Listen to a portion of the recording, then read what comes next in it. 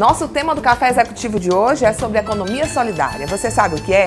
Pois vamos conversar com o secretário municipal de Economia Solidária. Muito prazer em recebê-lo aqui no nosso Café Executivo, doutor Olavo, é um prazer. Nós vamos tomar um pouco de conhecimento mais profundamente a respeito disso e queremos agradecer aqui o Valor Profissional por dar essa oportunidade a esses milhares de pequenos produtores que se esforçam, que vivem o dia a dia, que estão na luta diária, de manhã até a noite.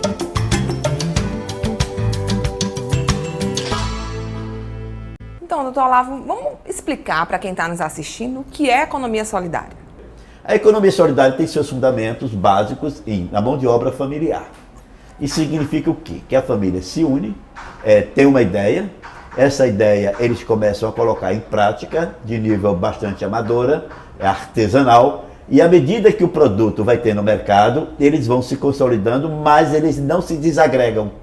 Sempre o pai protege o filho, sempre a mãe protege o marido, independente de quem tem o comando do pequeno negócio ou do negócio, a família não paga aquela tal da mais-valia, porque não tem salário, né? Não tem a questão da taxa de exploração do capital em geral, que é uma coisa normal, que é a tal da taxa de lucro que na crítica do Karl Marx, né?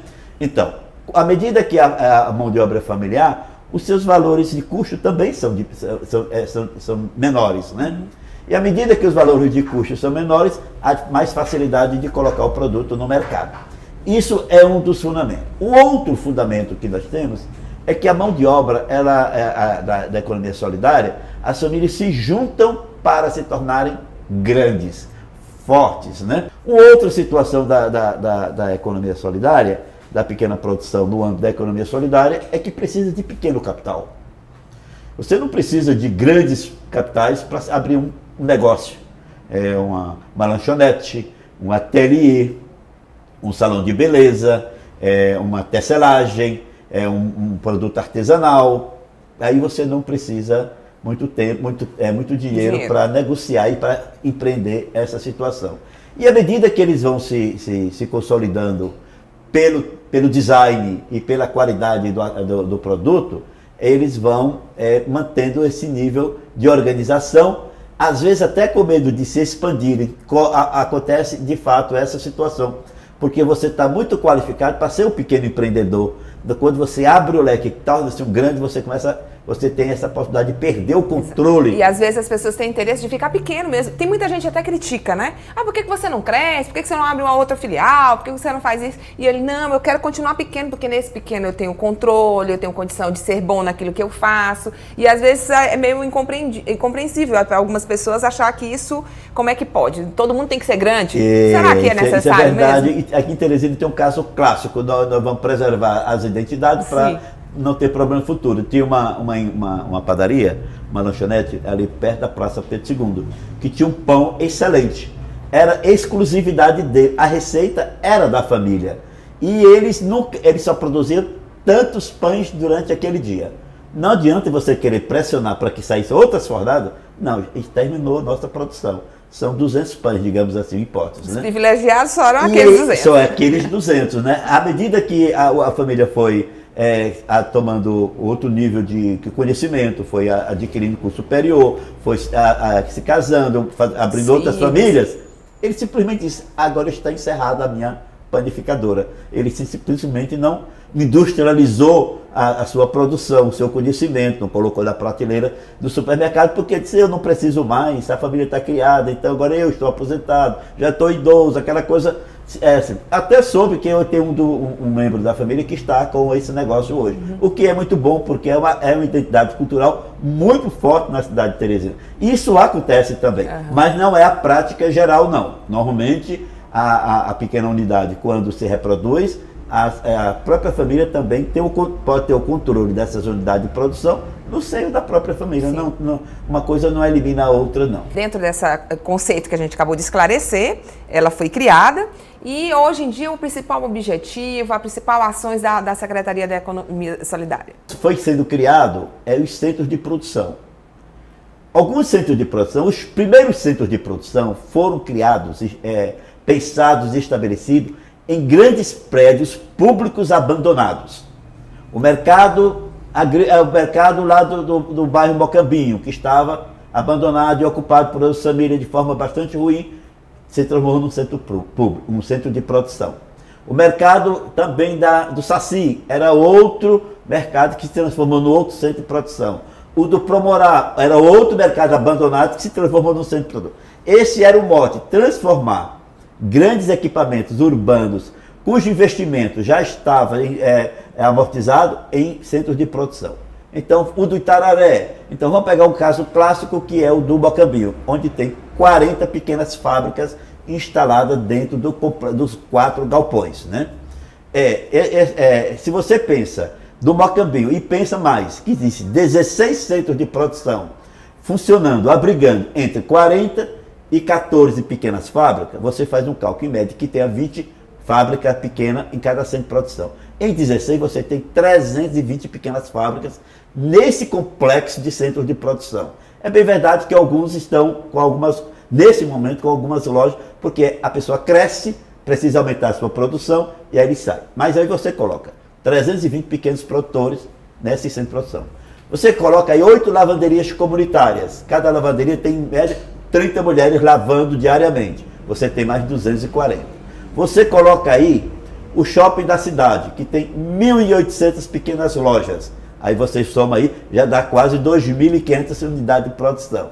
Você coloca aí 2.000 artesãos trabalhando em Teresina, produzindo de todo tipo de produto. Você já tem aí quase 5.000 pequenos produtores.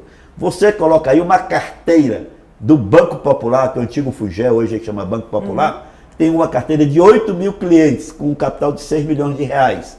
Olha que já passou dos 10.000. Mas se você colocar o Shopping Natureza, aquelas vendedoras de flores ali na orla do Rio Puti, se você colocar a tecelagem, que está lá no Itararé, se você colocar a beleza do polo cerâmico do Porto Velho, que tem em torno de 250 famílias vivendo em torno do recurso que circula em torno, aí você vê a dimensão do público que abrange a Secretaria de Economia Solidária e vê a dimensão da pequena produção dentro da cidade de Teresina. A força que precisa ter. A força que ela tem e a força que eles buscam mesmo. Né?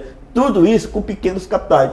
Tem uma dificuldade, por exemplo, de alguém que pegou uma encomenda de camisetas e não tem o dinheiro, nós temos o crédito. A Teresina hoje, a Secretaria trabalha da produção à comercialização. Para a produção precisa do crédito. E tem o Banco Popular que financia até R$7.000. 7 mil reais, incluindo aí máquinas, equipamento. Mas se você pega R$3.000 de capital de giro e vai comprar um metro de tecido de R$10, olha, é muito tecido. São 300 metros de tecido só para fazer camisetas.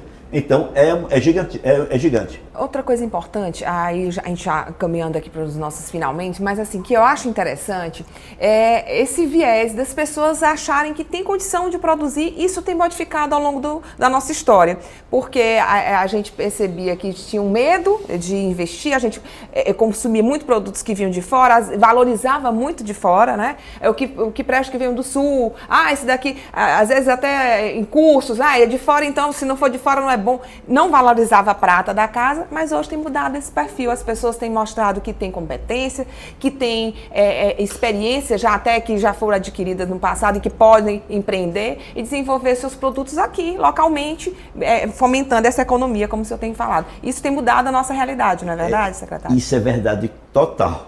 Não tem nenhuma vírgula contrária. Por quê? Isso veio também com as faculdades que se instalaram aqui.